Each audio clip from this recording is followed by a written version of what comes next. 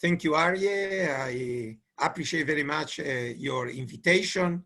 And I thank also through you, Peter, that actually recommended me to take part of this event.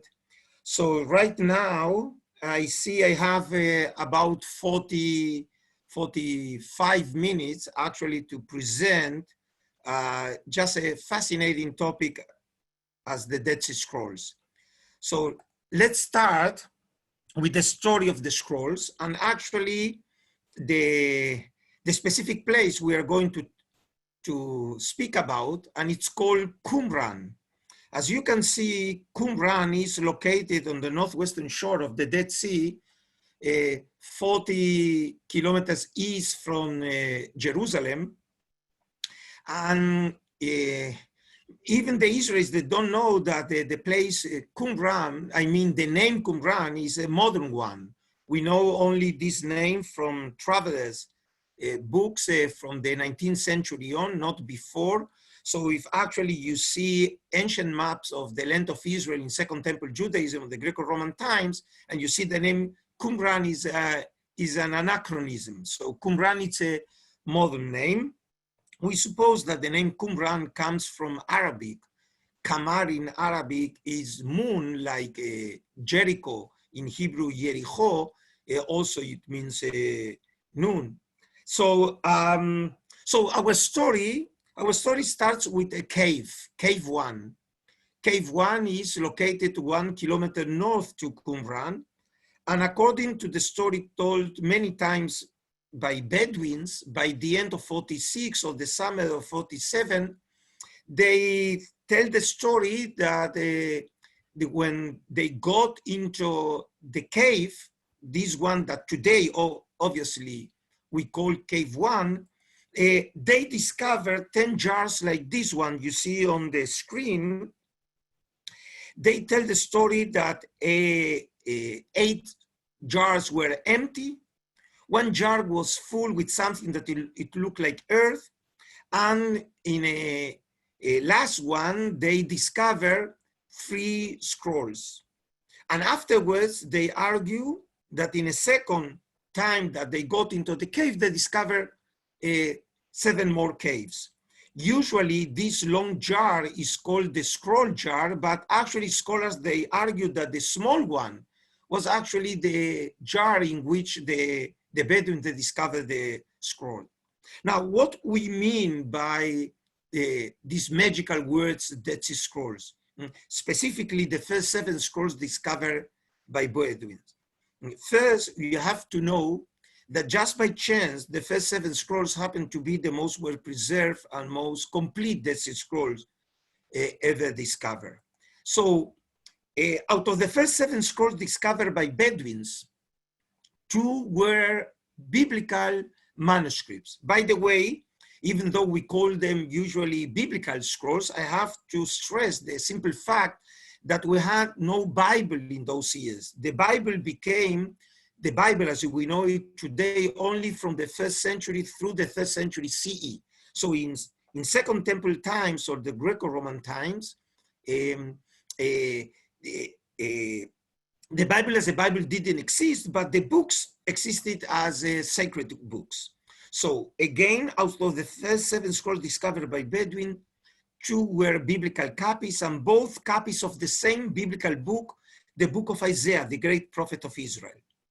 When more than a copy of a book was discovered in a cave, the name of the manuscript is in accordance to the alphabetical order. I mean A, B, C. So if you have 2 manuscripts, so the name is manuscript A and manuscript B. Manuscript B was a fragmentary version of the book of Isaiah containing specifically the last chapters of the book of Isaiah. But the most famous one is manuscript A. You see here the image. This is a very old image. One actually, it was discovered. This manuscript is the 2nd largest scroll discovered among the Dead Sea Scrolls, more than 7 meters of a running scroll, containing all the 66 chapters of the book of Isaiah as we know today from the traditional modern Bibles. The manuscript is written on ancient parchment, and obviously it's written in Hebrew. Now in this close-up, you can see how the script looks like. We scholars, we call this script the Hashmonean or Maccabean script, how actually Hebrew was written in the time of the Maccabeans.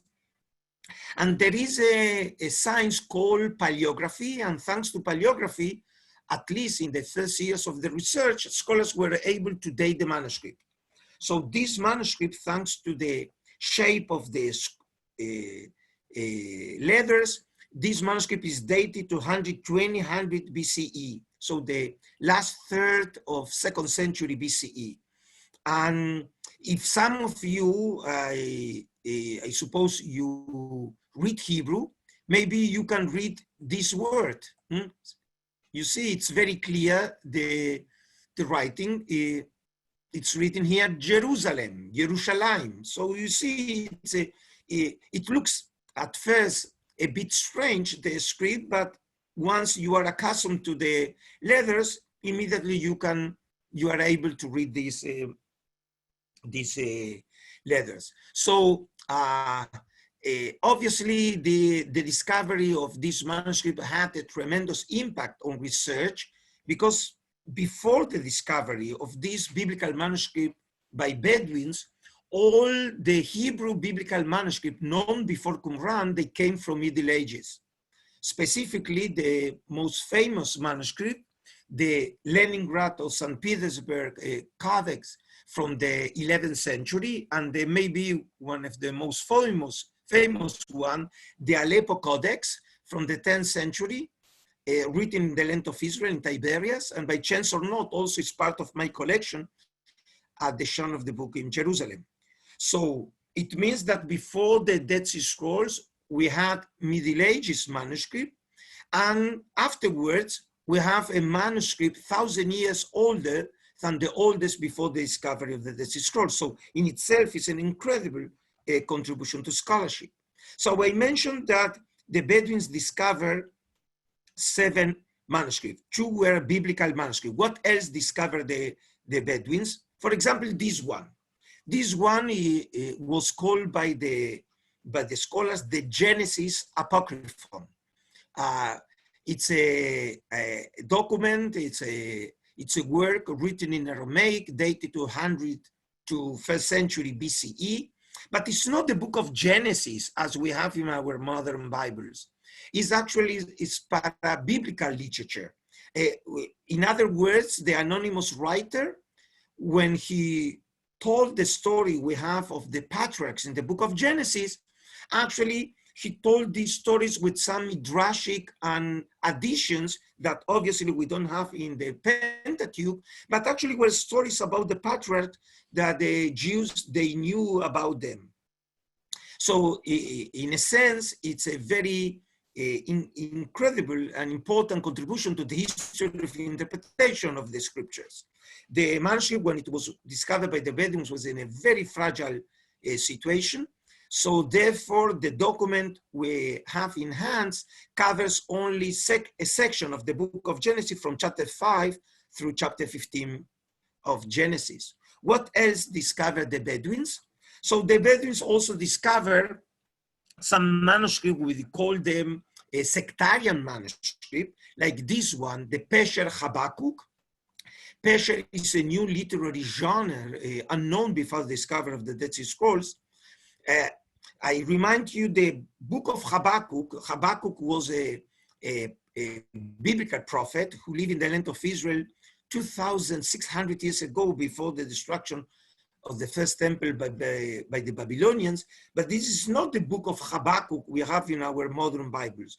This is a very ancient interpretation of Habakkuk's oracles, written in Hebrew and dated to the second half of 1st century BCE, in time of the Romans.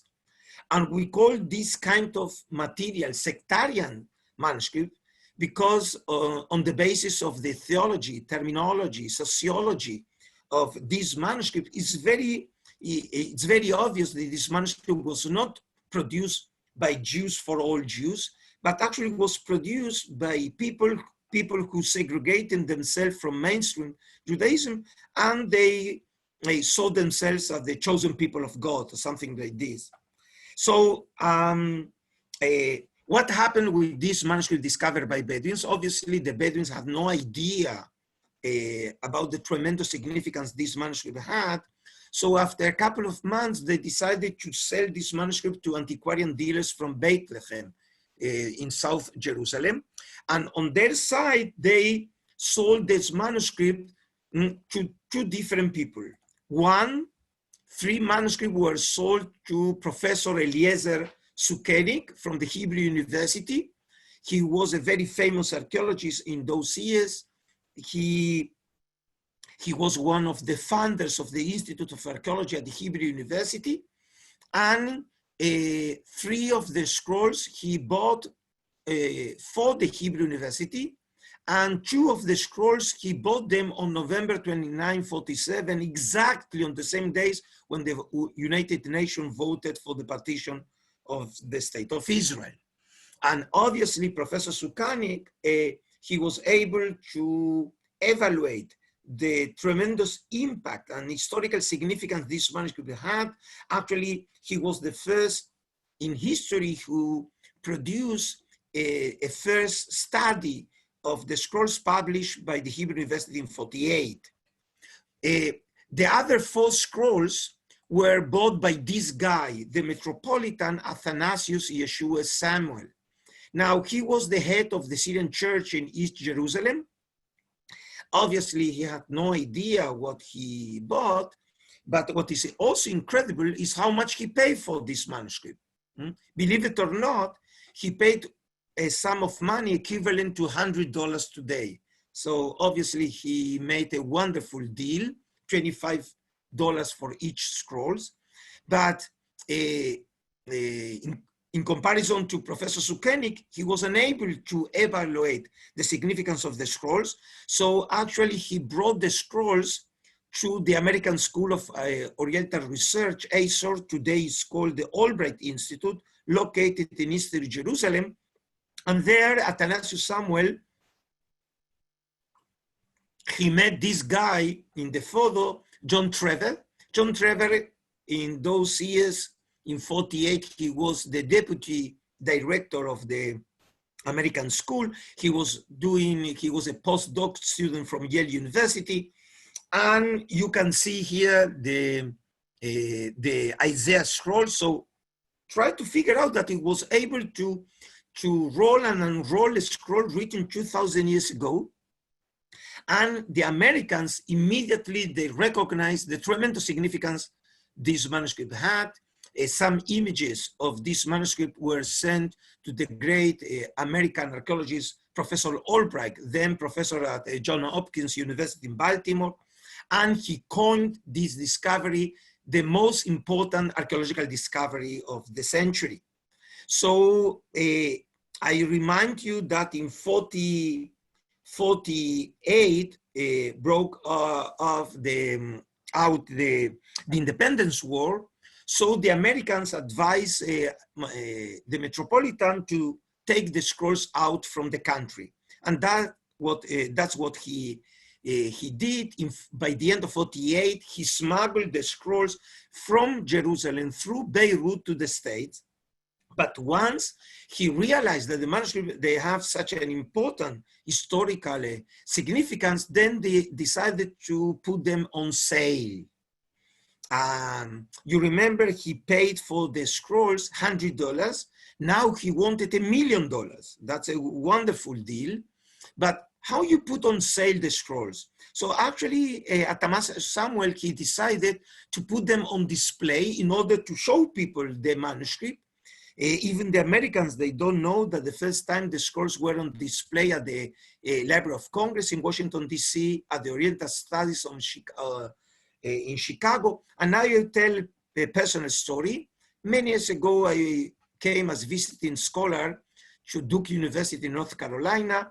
And then I asked a very famous American archaeologist, Professor Eric Myers, I asked him a question that I had read about the scrolls that once they were on display at Duke University. I asked him, do you know where exactly they were on display? He said, I have no idea, Adolfo. So in between the lectures, he brought me to the archive and see what actually discovered. This is the image I discovered at Duke. In 1950, the scrolls were on display at the church at Duke University. So you see here the cross, you can see the scrolls on display, and this is the area of the altar. So try to figure out actually what the people they thought when they saw the scrolls. So the scrolls were on display at the church.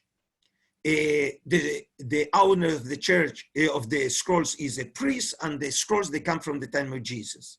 So this explains why right from the beginning, the Christians were very much interested in the scrolls.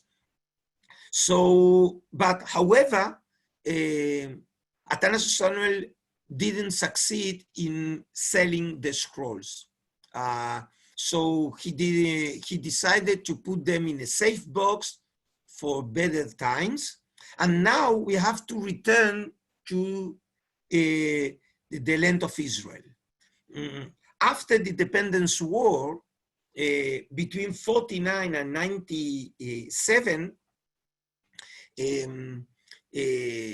the area of Samaria and Judea, including Qumran, was controlled by the Jordanians. These are the famous territories that after June 67 passed over into Israeli hands.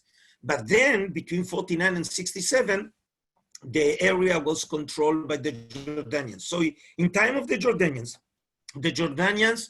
also, they heard about these incredible scrolls discovered in the Judean desert, and they asked from this great French professor from the École Biblique, the Father Roland Devaux. He was the director of the French School of Archaeology, a very famous biblical archaeologist. And in 49, Professor Devaux reached Cave 1, and he re-excavated Cave 1, and in that cave he discovered fragments of 70 more scrolls, so 10 times the first 7 scrolls discovered by Bedouins. And between 51 and 56, he excavated Khirbet Qumran, as mentioned, is 1 kilometer south to Cave 1. Qumran as a place, it's not just an impressive place, it's not Teotihuacan in Mexico, but obviously it has a tremendous significance for scholars due to the fact that the Dead Sea Scrolls were discovered close to this place. And Devaux reached the conclusion that actually this place was an Essene settlement. So actually the Essene theory, the first one who suggested the Essene identity of the group behind the Dead Sea Scrolls was Professor Sukenik in the early 50s, but actually also Professor Devaux reached the same conclusion. And I would say that most of the scholars today would agree that we are dealing with a group of Essenes. Just I remind you that the Essenes were one of the groups from Second Temple Judaism, like the Pharisees, the Sadduceans, and the Essenes. Now, obviously, I have no time to deal with all the scholarly discussion about the Dead Sea Scrolls, but just I want to present one source, historical source for antiquity that actually still today have a tremendous significance for all this discussion about the identity of the people behind the Dead Sea Scrolls, and is actually Pliny the Elder. We have only 3 sources dealing with the Essenes, even though they're so famous. One is Philo of Alexandria, the great Jewish philosopher from the end of 1st century BCE and the beginning of 1st century CE. Then we have Flavio Josephus, the great Jewish historian from the second half of 1st century CE, and then Pliny the Elder, contemporaries to Josephus. And there is a specific section in his natural history that he wrote the following, and I quote, "On the west side of the Dead Sea, but out of range of the noxious exhalations of the coast, is the solitary tribe of the Essenes, Essenes. Actually, we know the name Essenes only from Greek, Esseno Saioi, or from Latin, Essene, which is remarkable beyond all other tribes in the whole world, as it has renounced all sexual desire, has no money, and has only palm trees for company. Day by day, the throng of refugees is recruited to an unequal number by numerous accessions of persons tired of life and driven thither by waves of fortune to adopt their manners.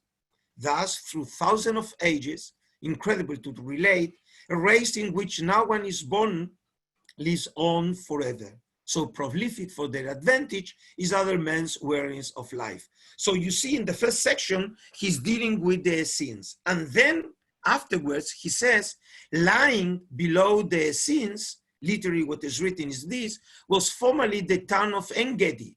So if you know the geography of the Dead Sea, you see En-Gedi is here. If actually he spoke before to that section on the Essenes, usually the scholars, they think that the place of the Essenes were located north to En-Gedi, exactly where is Qumran today. So you see that the direction is from north to south.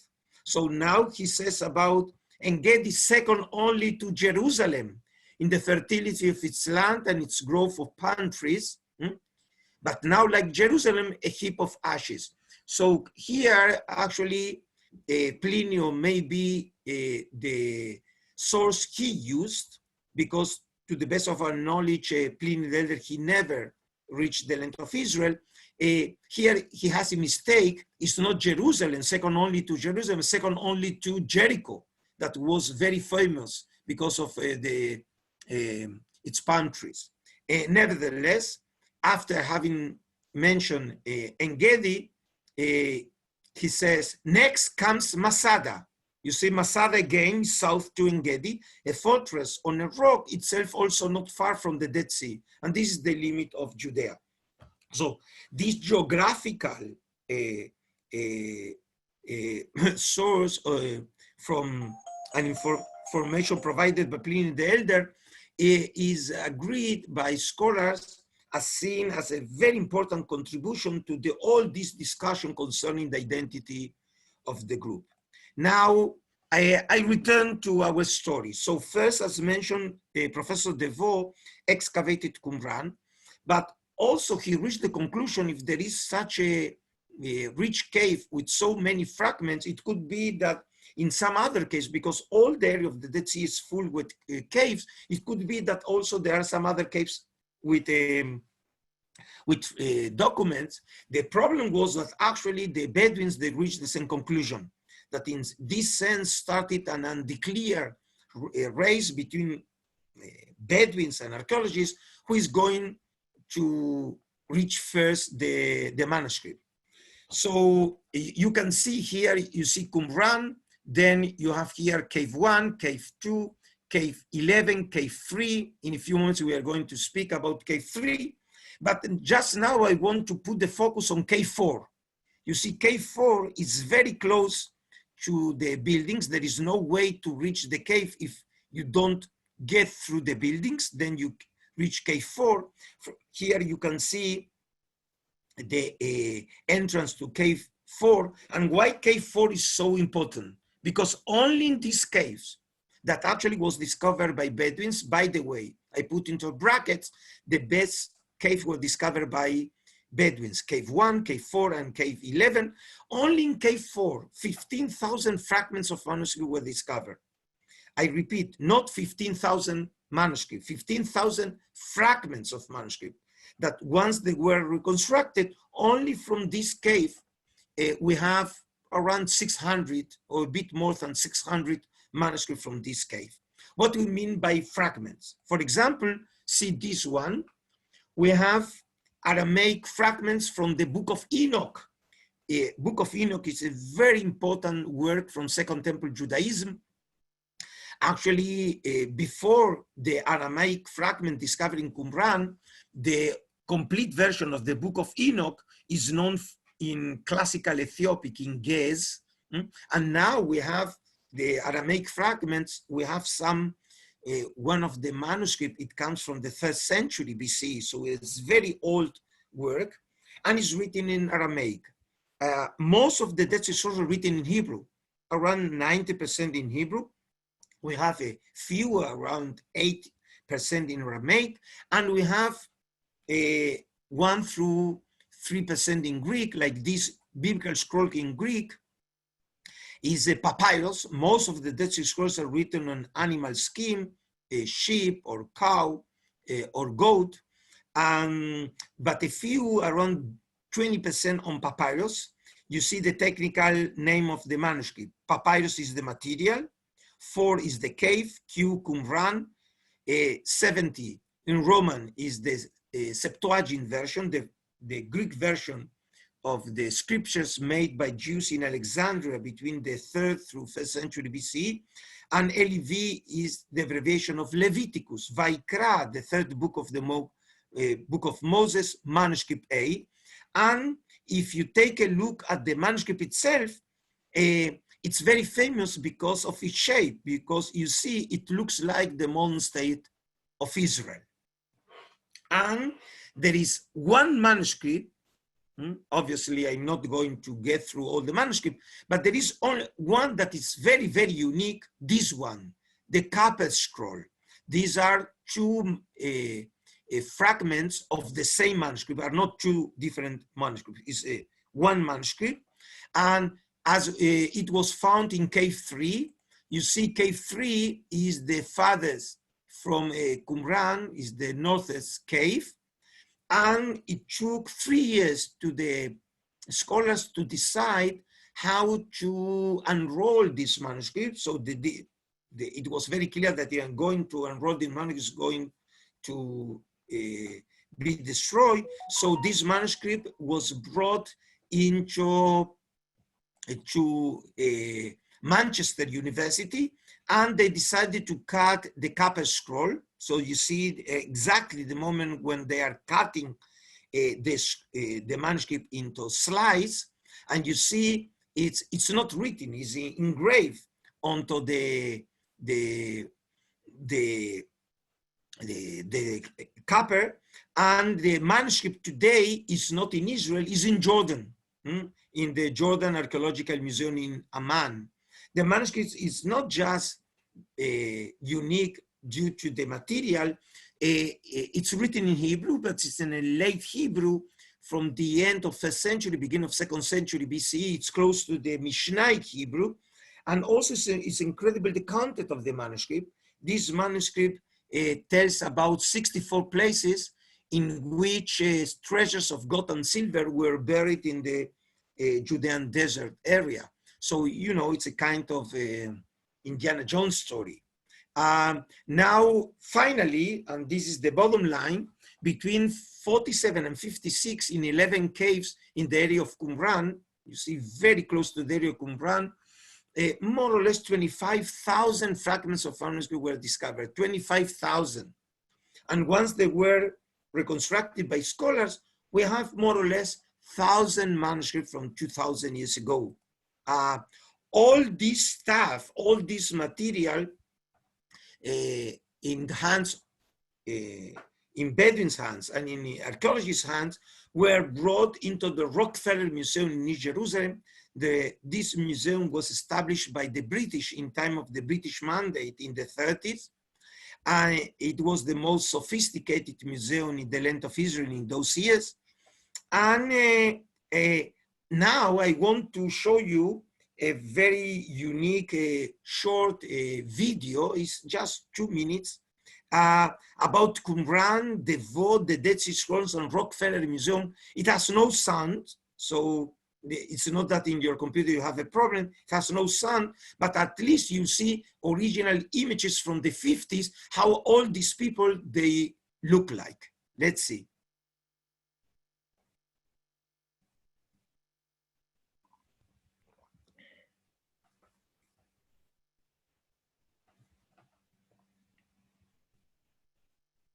These are the caves,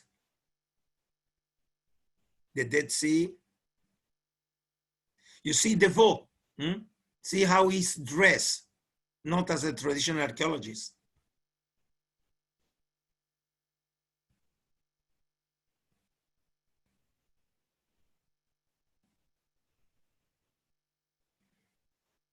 You see Qumran, the ruins in the 50s.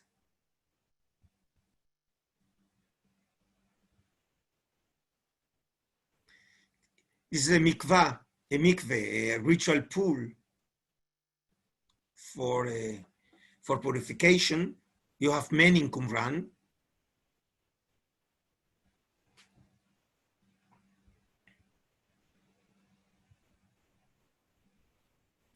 This is a grave. We have a huge cemetery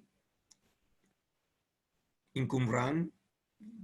The Rockefeller Museum, the Palestine Archaeological Museum, this was the official name. And you see Deveau, he's holding fragments of manuscript.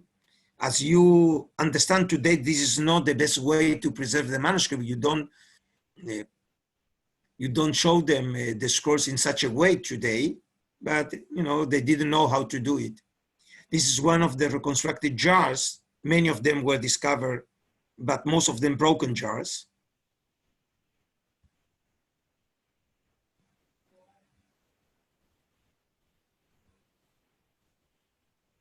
Okay, that's it.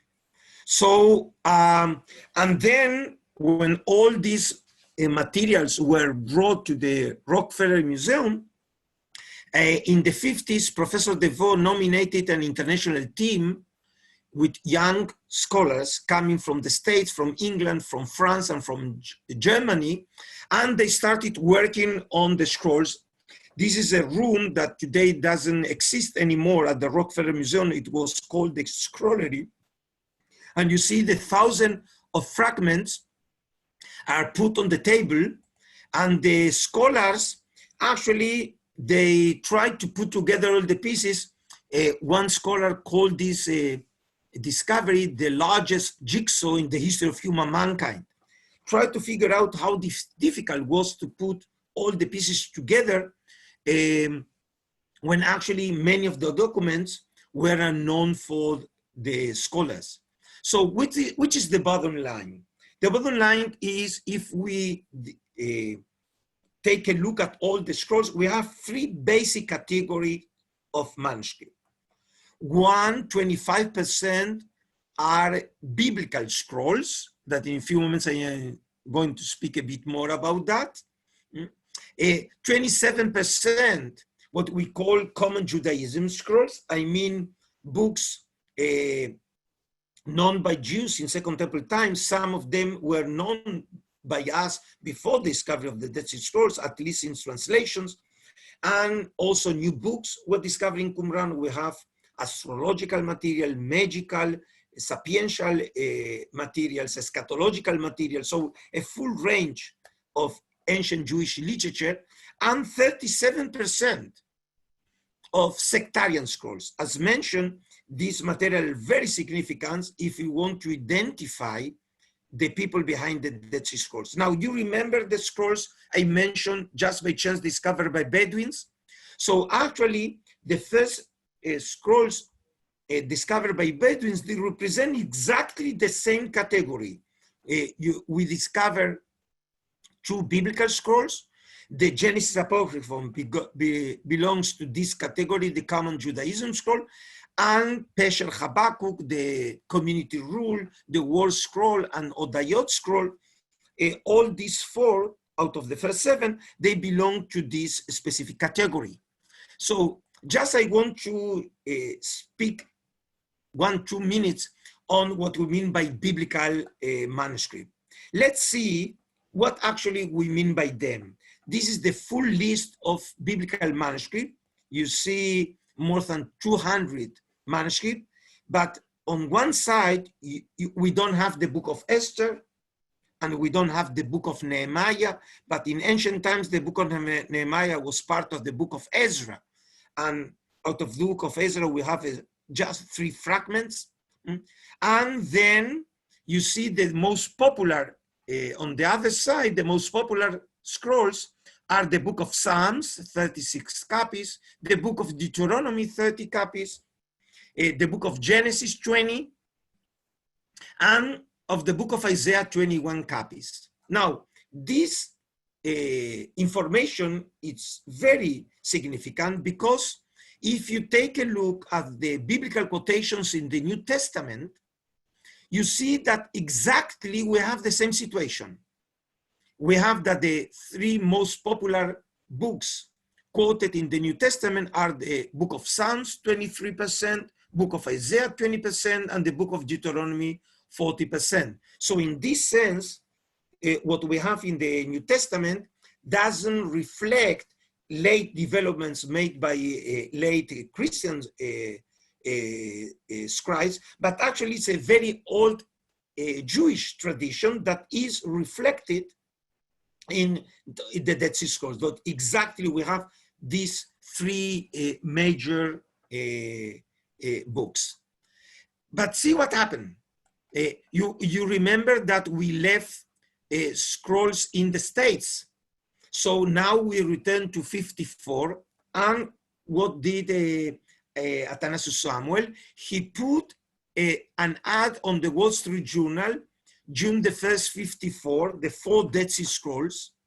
See what he wrote. The 4 Dead Sea Scrolls, biblical manuscripts dating back to at least 200 BC, are for sale. This will be an ideal gift. That's sure, that will be an ideal gift to an educational religious institution by an individual or group. And just by chance, who was in Washington, D.C. on June the 1st, 54? Yigael Yadin. Who was Yigael Yadin? The son of Professor Sukenik. And when he paid attention to this ad, he reached the conclusion that the 4 Dead Sea Scrolls could be the scrolls that his father had missed in Jerusalem. So he started negotiations through a third guy with Athanasius Samuel, and finally, these manuscripts were bought for the state of Israel. He didn't pay, obviously, $1 million. He paid $250,000, still a lot of money. $150,000 were given by Samuel Gottesman, and $100,000 were given as a loan by the state of Israel. So the scrolls were brought back to Israel, and for the first time in the land of Israel, in the state of Israel, the scrolls were on display in Passover 55 at the Terra Santa building, in those years temporarily housing the Hebrew University. You see here the image when the then president of the state of Israel, Yitzhak Ben Tzvi, was taking a look at the scrolls. This was a non-permanent exhibition. And then between 57 and 66, the Dead Sea Scrolls were on display. The Hebrew University Givat Ram campus was actually the first campus of the Hebrew University. Today, the Hebrew University has 2 campuses. One is Givat Ram and one on Mount Scopus. And he's showing here the scrolls that some of them he bought, and the other scrolls his father bought. This was a permanent exhibition.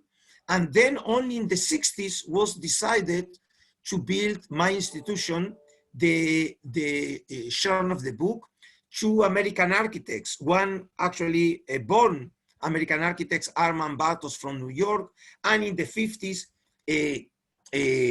Friedrich Kiesler worked with Bartos. He was born actually in Austria, but by then he had become an American architect. And in the early 60s, my institution, the Sharon of the Book in Jerusalem, was built between 60 and 64. And on April 2065, the Sharon of the Book, as part of the Israel Museum, was dedicated. Even the Israelis, they don't know that actually the Sharon of the Book was the first gallery of the Israel Museum open to the public. You can see here the Yigael Yadin and the then president of the state of Israel, Shazar, looking at the scrolls. And since then, the white dome and the black wall became a kind of modern national icon in modern Israel. Actually, the tension between the colors in the architectural language of the building tell us about the content of the scrolls, because the scrolls, they speak about the son of lights, the white dome, and the son of darkness. The people from Qumran, the Qumranites, they call themselves the son of lights, the chosen people of God. And obviously all their enemies, Jews and non-Jews alike, they call them the son of darkness. So actually the architects, they wanted to show this theological religious tension in the scroll through architecture. And obviously I don't know you personally, but if you come to visit the Israel Museum, the Shon of the Book, then we have today the Holy Land model of Jerusalem that in the past was part of the Holy Land Hotel, and since 2006 is part of the Shon of the Book complex. So today when visitors come to the Israel Museum and the Shon of the Book, it's possible to present the story of the Dead Sea Scrolls against the backdrop of Second Temple Judaism, specifically the story of Jerusalem, because Jerusalem the issue of Jerusalem plays a key role in the Dead Sea Scrolls. And then when you reach the third room of the shrine, then you have on display all the scrolls. All the scrolls we have on display are original scrolls. In 65, when the Shon of the Book was dedicated, also at the heart of the building was on display the Isaiah scroll. Today is a facsimile because we have to preserve this specific scroll for the coming generations, and only a fragment of the original is on display on this showcase, but all the other scrolls are original scrolls, and that's the reason why people from all over the world, will come to visit Israel as part of the national protocol of the state. They come to visit us. Two examples. In March 2013, then the American President Obama, in his 48 hours visit to Israel, he visited only two institutions in Jerusalem. One, obviously, the Yad Vashem, the Holocaust Museum, and one was the Shon of the Book. And just recently, last January, I hosted the Prince Charles in an official visit in Israel at the Shon of the Book. So just to finish this short presentation, if I want to summarize what's the significance, the importance of the Dead Sea Scrolls, I want to give Professor Yigael Yadin to say a few words. See how Professor Yadin defined the significance of the scrolls. I cannot avoid the feeling that there is something symbolic in the discovery of the scrolls and their acquisition at the moment of the creation of the State of Israel. It is as if this manuscript had been waiting in cave for 2,000 years, ever since the destruction of Israel's independence, until the people had returned to their home and regained their freedom. The symbolism is heightened by the fact that the first three scrolls were bought by my father for Israel on November 29, 47, the very day on which the United Nations voted for the recreation of the Jewish state in Israel after 2,000 years. These facts may have influenced my approach to the scrolls. It was a tremendously exciting experience, difficult to convey in words, to see the original scrolls and to study them, knowing that some of the biblical manuscripts were copied only a few hundred years after decomposition, and that these very scrolls were read and studied by our forefathers in the period of the Second Temple. They constitute a vital link, long lost and now regained, between those ancient times so rich in civilized thought and the present day. And just as a Christian reader must be moved by the knowledge that here he has a manuscript of a sect whom the early Christian may have known and by whom they may have been influenced, so an Israeli Jew can find nothing more deeply moving than the study of manuscript written by the people of the book in the land of the book more than 2,000 years ago. And today, as said, they are on display at the Shon of the Book. That is. So now, Aryeh, I finished. All my knowledge, it's very easy, just in 50 minutes. Okay, that's very impressive. So you do me a quick favor and unshare your screen. Okay. Let's do that for 1 second. And then what I'm going to do is set up the screen a different way here. we can see each other. I can stop share, right? Yeah. That's it. Okay. So now it's just me and you and about 150 of our closest friends, or probably It's more. a very private meeting, I It's see. a private meeting. They're going to listen in on our discussion. We have lots of questions and hopefully we'll get to as many as we can. So for those of you who came in a little late, this is Professor Roitman's third language. He's working on his fourth. Primary language is Spanish, Hebrew, then English. So you did a fantastic job in communicating, and you could probably give the same lecture in at least 2 other languages, correct? Yes. Okay, so just to confirm, because I promised people, I told them the story, Peter Geffen told me the story, I sent them videos of you. You have the keys to the safe where the scrolls are located, other than the ones that are on display, Yes. correct? Yes, literally, I have the keys to get into. Obviously, there are very few people that actually are allowed to get into. Even the general director has no the keys. Okay. Right. So, Yes. but you said that you would take me and just like some of our CSP guests, our VIPs who come to visit Israel. We will come with you, right? And you'll show us where it's all stored. We'll go through security. Don't worry. We'll do.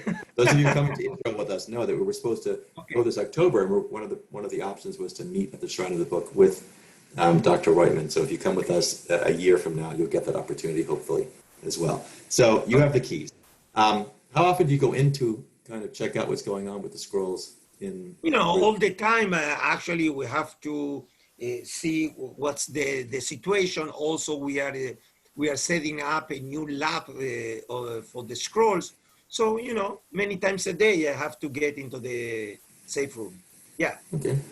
And so have there been any more scrolls discovered? You took us through the history of the discovery. Most of them seem to have been discovered through the 50s and 60s.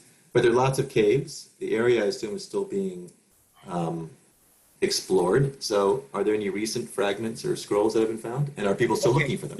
So I know that it's quite impressive, the fact, but since 56, no more scrolls were discovered in the area of Qumran. So as you can guess, all the time scholars are looking for new caves and for scrolls. Actually, Qumran, it's not the only place in the area of the Judean desert that some other manuscripts were discovered.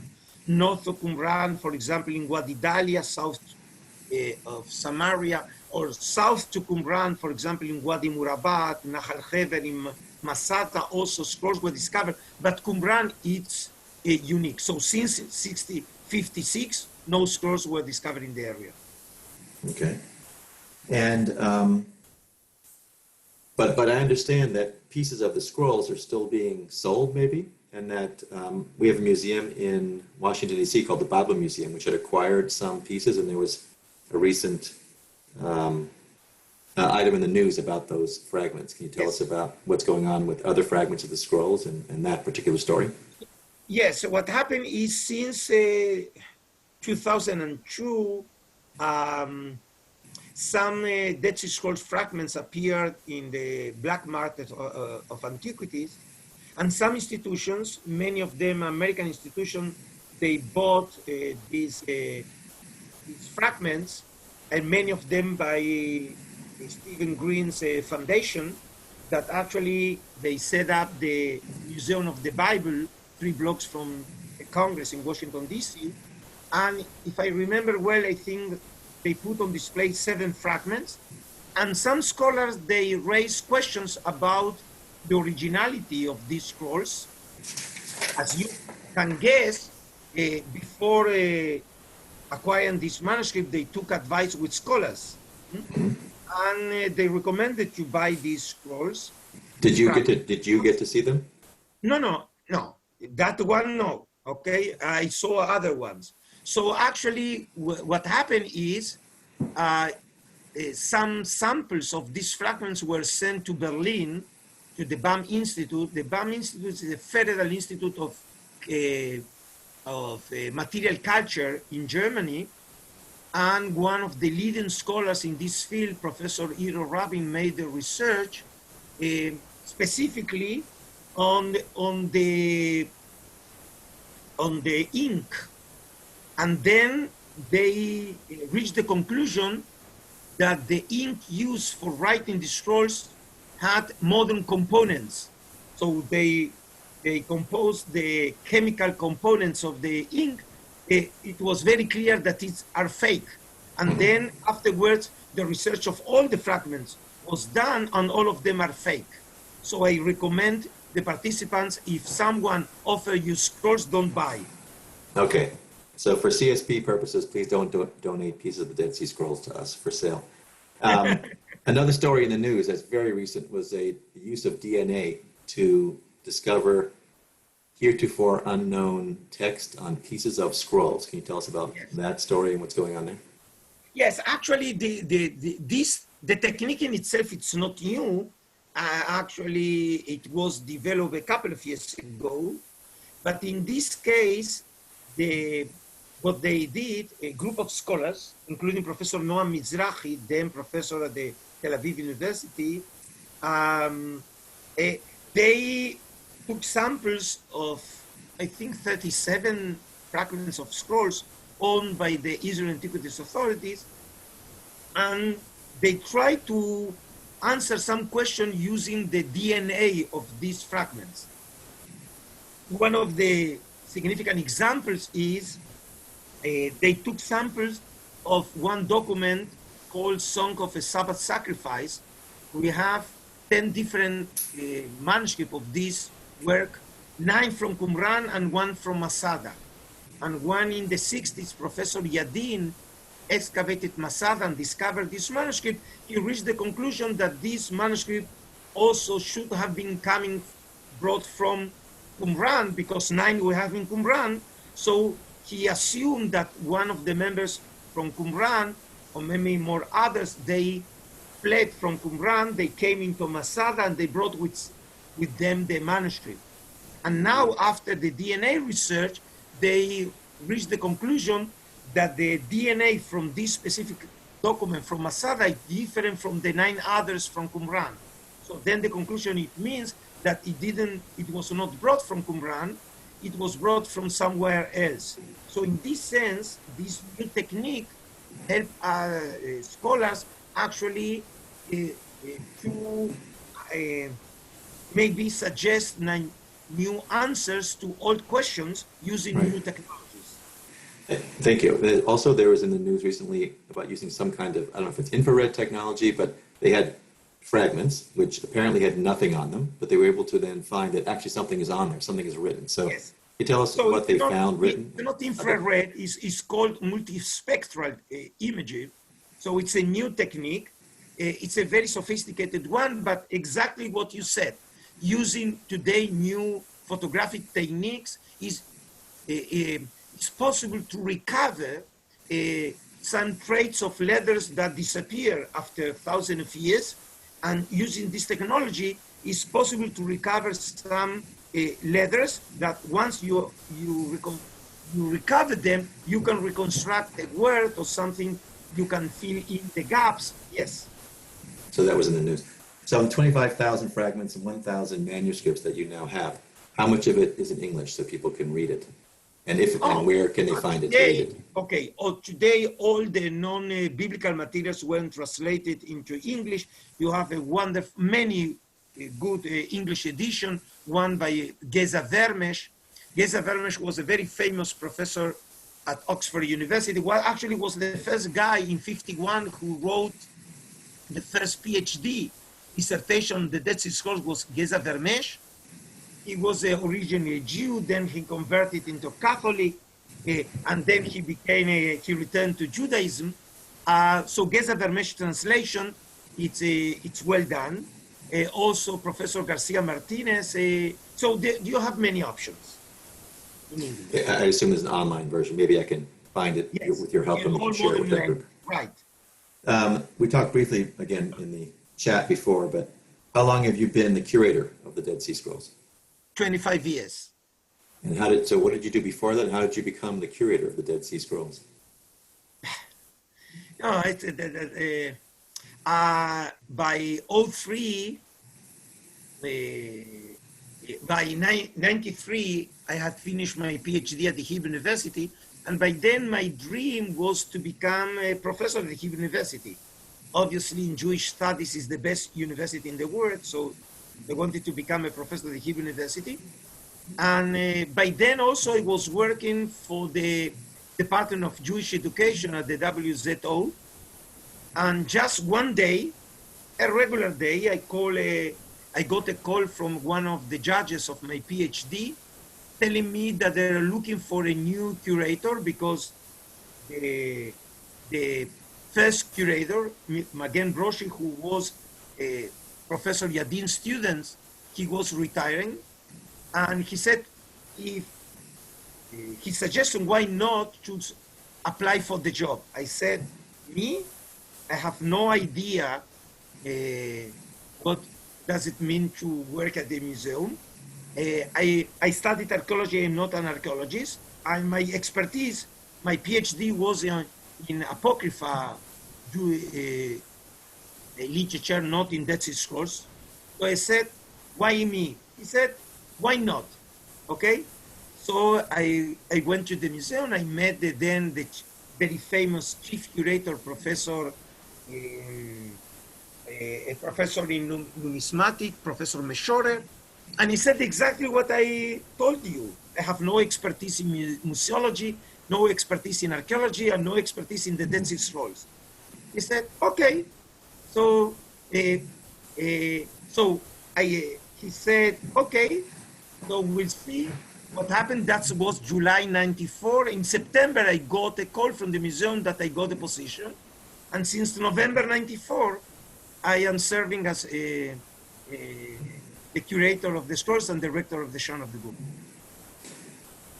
From your perspective, what's the most amazing thing in the Dead Sea Scrolls? If you had to say one thing, what's the most amazing thing in the Dead Sea Scrolls to you, for you? Okay. Okay. I would say the following. I think that it's very clear from my presentation that the Dead Sea Scrolls have a tremendous significance for historians. Today, there is no way to study ancient Judaism if you don't take a look at the Dead Sea Scrolls. In all fields of research, in the history of Hebrew language, the history of biblical interpretation, history of liturgy, history of Jewish mysticism, the legal aspects, I mean in Halacha. So in all topics, for all topics, Dead Sea Scrolls are relevant. But if you ask me what is the most relevant one, I would say for modern Jews, the most significant aspect of the scrolls, it gives us a new perspective about our Judaism. Say, wait a minute. Obviously, they are very significant for ancient Judaism. Why for modern Jews? Because the Dead Sea Scrolls give us a new perspective about the history of Judaism. Because most of the people, modern Jews, the way they perceive Judaism, if they are not aware of such a fact, is the rabbinical perspective of Judaism. Why? Because after 2,000 years, Judaism was very much shaped by rabbinical Judaism. The Dead Sea Scrolls are coming from a pre-rabbinical age. So it means that the whole idea of Judaism we have in our minds, when it's confronted to the Dead Sea Scrolls, then it gives us a new perspective about our modern Judaism. Okay. So a few other questions. Bonnie Richmond asks, why is the copper scroll, is it still in Jordan? And if so, why is it still in Jordan, not in Israel? Why still in Jordan? Yes. So maybe the Jordanians, they still ask the question why the scrolls are still in Israel, okay? So the reason is an historical reason, because you remember I mentioned the fact that the scrolls were brought into the Rockefeller Museum and all these fragments were held at the Rockefeller Museum till June 67 when the Israeli forces, they reached the museum, and just by chance on that day, the copper scroll was in Jordan, so we missed the scroll. Okay, but it is a significant scroll for the Jewish people. So, I mean, have we tried to get it back to Israel, or is it something that will just remain in Jordan?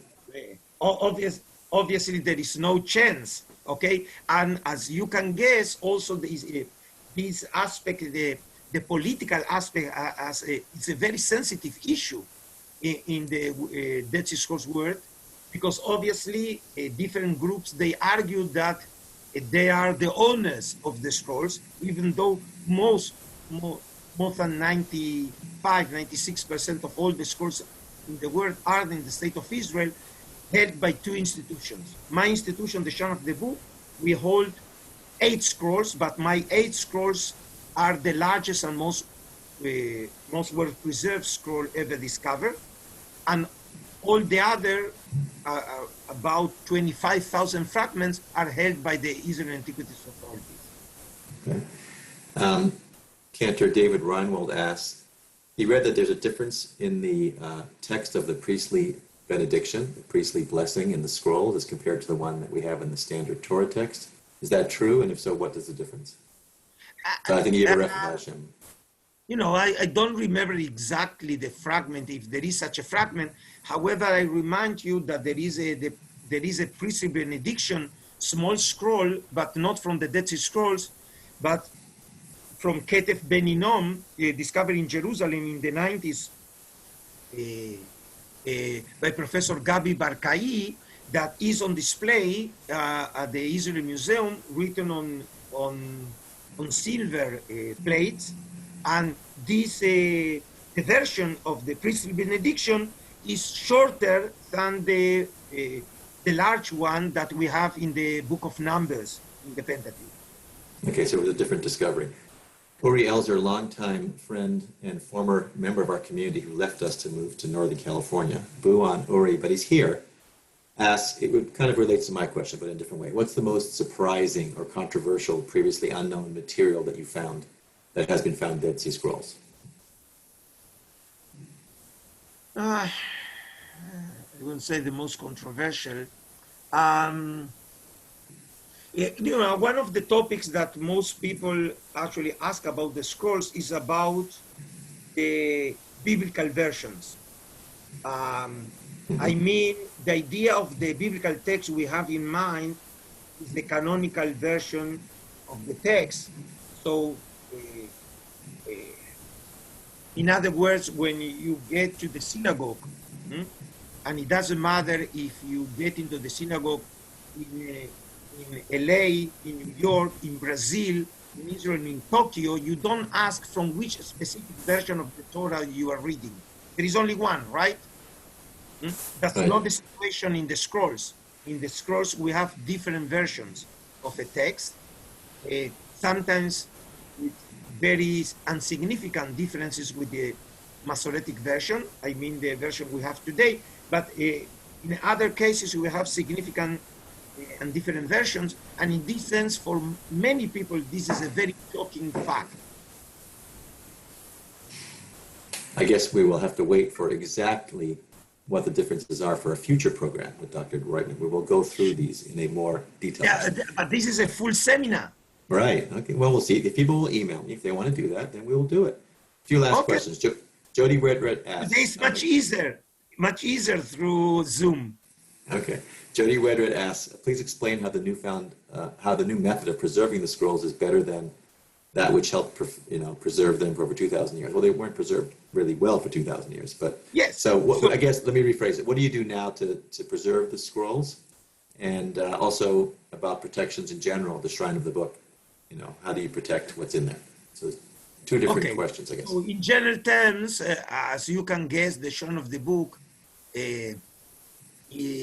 maybe it's one of the best museums in the world, especially for the protection of the scrolls. Okay, the safe room where we hold the scrolls. We have some scrolls on display, and actually the visitor, when they come, they see the original scrolls. But if not all the scrolls that are not on display, they are held in a safe room. It's like the Prime Minister bunker in Israel. So, believe me, they are very well protected. Now, concerning the climatic conditions, we have a very sophisticated system brought from the States, actually from California, in 2004. We have a full computing system controlling the temperature and humidity. In each showcase, we have a data logger. Data logger is a small machine, is a kind of mini computer that online we know what is going on inside the showcase. And as mentioned also these very days, we are setting up a new, very sophisticated lab at the Israel Museum in order to develop new techniques for the preservation and monitoring of the scrolls. Okay. Michael Rubin gets the last question for today. Are there new discoveries to be made from the text of the scrolls, or have they all been thoroughly scrutinized and analyzed? Are there new things that you can learn or are looking for right now? You mean in future? I don't understand. In other words, you've spent time with the scrolls, you've put the puzzles together, you've translated them in different languages. Are there new things that are going to be discovered in this material? Not new scrolls, in the existing. I am a curator. I'm not a prophet. I don't know what is going to happen, but you know, all the time, as you see, new techniques are developed, and using these new techniques, not only you resolve all questions, actually also you pose new questions. Okay, that's the always it happens in the research. I just want to mention, maybe by the end of this presentation, that using these new technologies in 2011, we were the first in the world who put the Dead Sea Scrolls on the internet. Google, they produced for us a new technological platform, and I suggest the participant of this talk tonight, at least here in Israel, if you reach the site of the Israel Museum and you reach section of the book, you double-click Dead Sea Scrolls online, you can have some of the scrolls I have in my collection on your screen in a quality of 1200 megapixel. And today, in many faculties all over the world, when they want to teach the Dead Sea Scrolls, they use our technology in order to read from through the computers the Dead Sea Scrolls. Okay. I have one last question. Just someone asked. It's a good question. This is the last of the last. Last of the question. What ink did the Essenes or whoever wrote the Dead Sea Scrolls, what did they use? Because it's still, you can still read it. What's the actual? Yes, the ink is not so unusual. It's made out of charcoal and vegetables and oil and water. You know, the reason why this ink was preserved is due to the dryness of the Judean desert and the condition inside the caves. So, you know, and this is the bottom line, one day I was talking to a member of our labs about the preservation of the scrolls, and he asked me, Adolfo, really you want to preserve the scrolls of the coming generation? I said, obviously, yes. So bring them back to the caves. Right. Okay, so well, with that. Aryeh, thank you for giving the chance to share some of my insights and knowledge with your people. Thank you, Dr. Roitman. Thank you, everybody who stayed. We went a little bit over, but it's not often you get the director of the curator, the Shrine of the Book, here online for CSP. Have a great Sunday. See you all lots this week. Lots of great programs coming up. Adolfo, okay. I know it's your bedtime. Take care. We'll see you soon, okay? Okay, and shalom from Israel. Bye-bye. Thank you. Bye-bye, everybody.